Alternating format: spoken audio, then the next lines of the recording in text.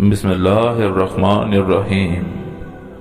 اللہ کے نام سے شروع جو نہایت مہربان ہمیشہ رحم فرمانے والا ہے۔ سچ بات کو جھوٹ کے پردوں میں نہ چھپاؤ، اور اگر تمہیں سچائی کا علم ہو تو اس کو جان بوجھ کر اپنے تک نہ روکے رکھو۔ ایسے لوگوں کے لیے ہمیشہ رہنے کے باغ ہیں جن میں ان کے محلوں کے نیچے نہریں بہہ رہی ہیں۔ ان کو وہاں سونے کے کنگن پہنائے جائیں گے، اور وہ باریک دیبا اور اطلس کے سبز کپڑے پہنا کریں گے، اور تختوں پر تکیے لگا کر بیٹھا کریں گے۔ کیا خوب بدلہ اور کیا خوب آرام گاہ ہے۔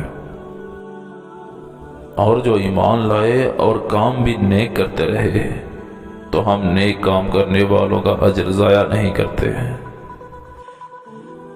اور تم اپنے رب کی کون کون سی نعمتوں کو جھٹلاؤ گے۔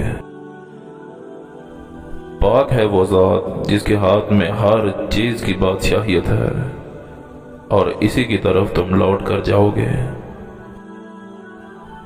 زمین اور آسمان کی بادشاہی اللہ تعالیٰ ہی کے لیے ہے۔ وہ جو چاہتا ہے پیدا کرتا ہے، جسے چاہے بیٹیاں عطا کرتا ہے، اور جسے چاہے بیٹے عطا کرتا ہے، جسے چاہے بے اولاد رکھتا ہے۔ وہ تو جاننے والا، قدرت والا ہے۔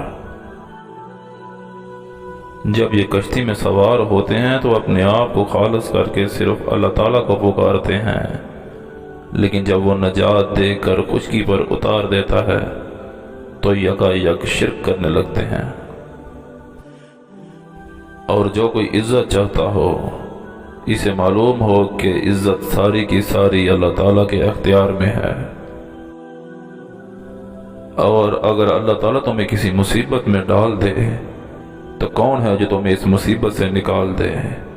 اور اگر وہ تمہیں کسی خیر سے نوازنا چاہے تو وہ ہر چیز پر قادر ہے۔